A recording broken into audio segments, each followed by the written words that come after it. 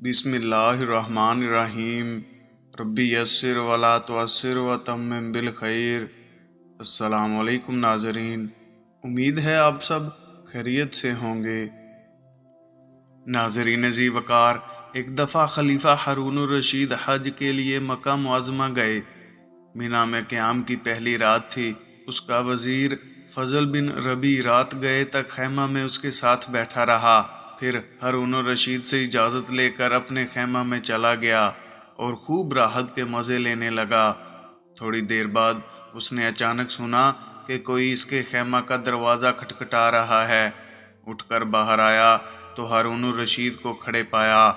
فضل نے زمین ادب چوم کر کہا، امیر المومنین نے اس وقت کیسے تکلیف فرمائی ہے؟ حضور حکم دے دیتے یہ غلام خود در دولت پر حاضر ہو جاتا۔ ہارون الرشید نے کہا، اس وقت میرا دل کسی مرد کامل کی زیارت کا متمنی ہے، مجھے کسی ایسے بزرگ کے پاس لے چل۔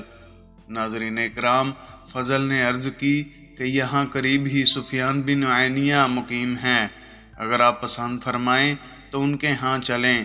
ہارون الرشید نے کہا، ہاں وہیں چلو۔ دونوں سفیان بن عینیہ کی قیام گاہ پر پہنچے۔ فضل نے دروازے پر دستک دی۔ سفیان نے پوچھا، کون؟ فضل نے کہا، امیر المومنین تشریف لائے ہیں۔ سفیان جلدی سے باہر نکلے اور بولے، امیر المومنین مجھے پیغام بھیج دیتے، میں خود حاضر ہو جاتا۔ ہارون کچھ دیر ان کے ساتھ گفتگو کرتا رہا۔ چلنے لگا تو پوچھا، کسی چیز کی ضرورت ہو تو ارشاد فرمائیے۔ سفیان نے کہا، میرے سر پر قرض ہے۔ ہارون الرشید نے فضل کو حکم دیا کہ ابو محمد کا قرض فوراً ادا کرنے کا انتظام کرو۔ پھر دونوں وہاں سے چل پڑے۔ ناظرین ذی وقار، اثناء راہ میں ہارون الرشید نے فضل سے کہا، میرے دل کا اطمینان حاصل نہیں ہوا، کسی دوسری مرد خدا کے پاس چلو۔ فضل نے کہا، امیر المومنین فلاں جگہ محدث عبد الرزاق بن حمام بن نافع الحمیری الصنعانی قیام پذیر ہیں۔ ہارون الرشید نے کہا، چلو انہی کے پاس چلتے ہیں۔ فضل نے عبد الرزاق بن حمام کی رہائش گاہ کا دروازہ کھٹکھٹایا تو اندر سے عبد الرزاق نے آواز دی، کون ہے؟ فضل نے جواب دیا، امیر المومنین آپ سے ملاقات کرنا چاہتے ہیں۔ عبد الرزاق عجلت سے باہر نکلے اور بولے، امیر المومنین مجھے طلب فرما لیتے، میں خود حاضر ہو جاتا۔ ہارون الرشید ان سے بھی تھوڑی دیر گفتگو میں مصروف رہا اور چلنے کا ارادہ کیا۔ چلتے چلتے عبد الرزاق سے پوچھا، آپ پر کوئی قرض تو نہیں؟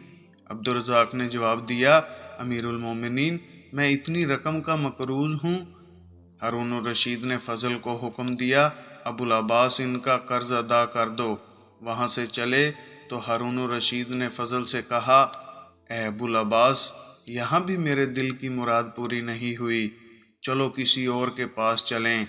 فضل نے عرض کی، امیر المومنین اس طرف فضیل بن عیاض مقیم ہیں۔ ہارون الرشید نے کہا، تو آؤ اب انہی کے پاس چلتے ہیں۔ ناظرین ذی وقار، دونوں حضرت فضیل بن عیاض کے خیمہ پر پہنچے۔ اس وقت وہ نماز پڑھ رہے تھے یا بروایت دیگر قرآن کریم کی تلاوت کر رہے تھے۔ جب فارغ ہوئے تو فضل نے دروازے پر دستک دی، پوچھا، کون ہے؟ فضل نے کہا، امیر المومنین تشریف لائے ہیں۔ فضیل نے اندر ہی سے فرمایا، یہاں امیر المومنین کا کیا کام؟ ان سے کہو تشریف لے جائیں اور میرے مشاغل میں مخل نہ ہوں۔ فضل نے کہا، سبحان اللہ، کیا صاحب امر خلیفہ کی اطاعت آپ پر واجب نہیں ہے؟ فضیل رحمۃ اللہ علیہ نے جواب میں فرمایا، میری اجازت تو نہیں ہے، ہاں حکومت کے زور پر اندر آنا چاہتے ہو تو تمہاری مرضی۔ یہ کہہ کر انہوں نے دروازہ کھول دیا اور ساتھ ہی چراغ گل کر دیا تاکہ ہارون الرشید کا چہرہ دکھائی نہ دے۔ ہارون الرشید اور فضل دونوں خیمے کے اندر داخل ہو گئے اور گھپ اندھیرے میں فضیل کو ڈھونڈنے لگے۔ اچانک ہارون الرشید کا ہاتھ فضیل کے ہاتھ سے مس ہو گیا۔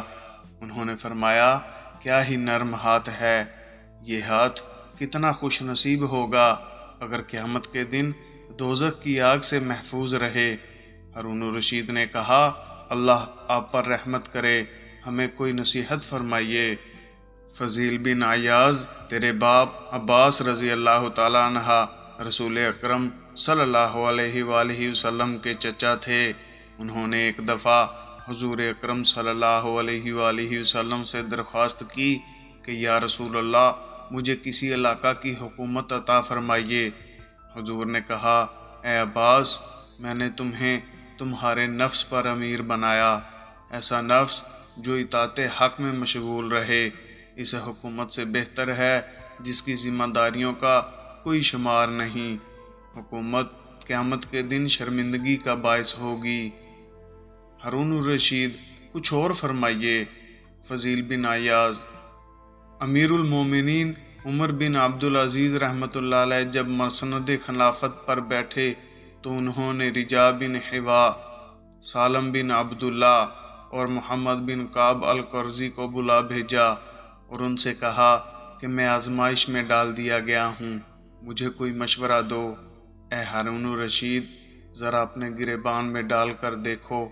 عمر بن عبدالعزیز رحمۃ اللہ علیہ نے تو خلافت کو آزمائش خیال کیا، لیکن تم اور تمہارے ساتھی اسے نعمت سمجھ کر اس پر ٹوٹ پڑتے ہیں۔ اب سنو کہ عمر بن عبدالعزیز کو سالم بن عبداللہ نے کیا جواب دیا۔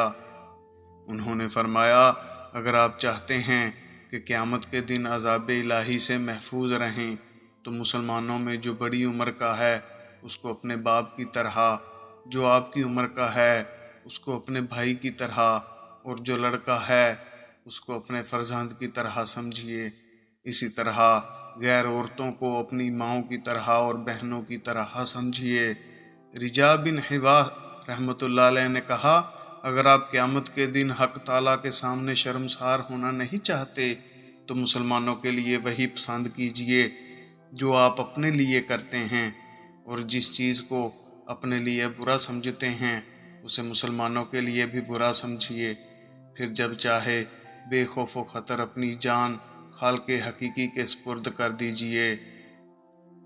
اے ہارون الرشید، اے خلیفۃ المسلمین، میں بھی تمہیں اسی دن کا خوف دلاتا ہوں جب بڑے بڑے مضبوط قدم ڈگمگا جائیں گے۔ اللہ تم پر رحم کرے، کیا تمہارے ساتھی عمر بن عبدالعزیز کے ساتھیوں کی طرح ہیں جو تم کو ان جیسا مشورہ دیتے ہیں؟ حضرت فضیل کے ارشاد سن کر ہارون الرشید پر رقت طاری ہو گئی۔ ناظرین اکرام، اور وہ اس قدر روئے کہ غشی طاری ہو گئی۔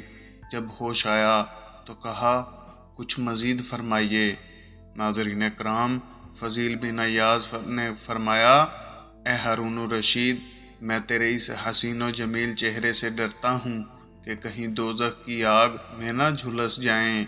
یاد رکھ کہ قیامت کے دن حق تعالیٰ تجھ سے ایک ایک مسلمان کی نسبت سوال کرے گا کہ تو نے اس سے انصاف کیا یا نہیں، یہاں تک کہ اگر کوئی بڑھیا کسی رات بھوکی سوئی ہوگی تو قیامت کے روز وہ بھی تیرا دامن پکڑے گی اور تجھ سے جھگڑا کرے گی۔ بس اس چہرے کو آگ سے بچا سکتا ہے تو بچا، اور زندگی کے لیل و نہار اسی طرح گزار کہ تیرے دل میں اپنی رعیت کے بارے میں کوئی کھوٹ اور کینہ نہ ہو، کیونکہ رسول اکرم صلی اللہ علیہ وآلہ وسلم نے فرمایا ہے کہ جس حاکم نے اس حالت میں صبح کی کہ اس کے دل میں اپنی رعایا کے خلاف کینہ بھرا ہوا ہے، وہ جنت کی بو بھی نہ سونگھنے پائے گا۔ ناظرین اکرام، ہارون الرشید یہ سن کر زاروں زار رونے لگے، یہاں تک کہ اسے اپنی سدھ بدھ بھی نہ رہی۔ فضل بن ربیع نے حضرت عیاض رحمۃ اللہ علیہ سے کہا، امیر المومنین سے کچھ نرمی برتیے، آپ نے تو انہیں مار ہی ڈالا ہے۔ عیاض رحمۃ اللہ علیہ نے فرمایا، اے ربیع کے بیٹے، ہارون الرشید کو تم اور تمہارے ساتھیوں نے ہلاک کیا ہے، میں نے انہیں ہلاک نہیں کیا ہے۔ ہارون الرشید کو ہوش آیا تو اس نے حضرت فضیل سے پوچھا، آپ پر کوئی قرض ہے؟ فرمایا، خدا کا قرض ہے جس کا وہ مجھ سے محاسبہ کرے گا، پس ہلاکت ہے میرے لیے جب مجھ سے پاس پرس ہوگی اور میری کوئی دلیل کام نہ آئے گی۔ ہارون الرشید نے کہا کہ میں لوگوں کا قرض پوچھتا ہوں۔ فرمایا میرے رب نے مجھے اس کا حکم نہیں دیا ہے، بلکہ یہ حکم دیا ہے کہ میں اس کے وعدے کو سچا جانوں اور اس کی اطاعت کروں۔ حق تعالیٰ کا ارشاد ہے کہ میں نے جنوں اور انسانوں کو عبادت کے سوا کسی اور غرض کے لیے پیدا نہیں کیا۔ مجھے نہ تو ان سے رزق حاصل کرنے کی خواہش ہے اور نہ میں یہ چاہتا ہوں کہ وہ مجھے کھلائیں۔ بے شک اللہ ہی رازق اور زبردست قوت والا ہے۔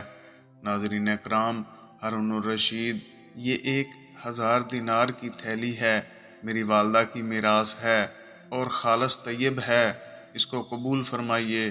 فضیل رحمۃ اللہ علیہ: افسوس، میری تمام نصیحتیں رائے گاہ گئیں اور تم نے ان کو دل میں جگہ نہ دی۔ یہ مال اس کو دو جس کو اس کی ضرورت ہے، لیکن تم اس کو دیتے ہو جس کو اس کی ضرورت نہیں۔ یہ مجھ پر ظلم نہیں تو کیا ہے؟ میں تجھے نجات دلانا چاہتا ہوں اور تو مجھے ہلاکت میں ڈالنا چاہتا ہے۔ فضل بن ربیع کہتا ہے کہ پھر حضرت فضیل رحمۃ اللہ علیہ خاموش ہو گئے اور ہم دونوں سلام کر کے ان کی قیام گاہ سے باہر آ گئے۔ راستے میں امیر المومنین نے مجھ سے مخاطب ہو کر کہا، دیکھا مردان حق ایسے ہوتے ہیں۔ آئندہ جب میں تم سے کہوں کہ کسی مرد خدا کے پاس لے چلو تو تم اس قسم کے یعنی فضیل بن عیاض جیسے مرد کے پاس لے جایا کرو۔ ناظرین کرام، اس واقعہ سے ہمیں یہ سبق حاصل ہوتا ہے کہ ہم کبھی دنیا کی طلب میں نہ لگیں، بلکہ آخرت کی فکر کو ملحوظ خاطر رکھیں اور خود کوئی عمارت یا وزارت حاصل کرنے کی کوشش نہ کریں، بلکہ اگر مسلمانوں کے مشوروں سے کوئی عہدہ سونپ دیا جائے تو حضرت فضیل بن عیاض رحمۃ اللہ علیہ کی نصیحتوں کو اپنے سامنے رکھیں۔ اللہ تعالیٰ ہم سب کو عمل کرنے کی توفیق عطا فرمائے، آمین یا رب العالمین۔ امید ہے آپ کو ہماری آج کی یہ ویڈیو پسند آئی ہوگی۔ ناظرین اکرام، اس ویڈیو کو اپنے احباب کے ساتھ بھی شیئر کریں۔ ملتے ہیں ایک نئی ویڈیو کے ساتھ، تب تک کے لیے اللہ حافظ۔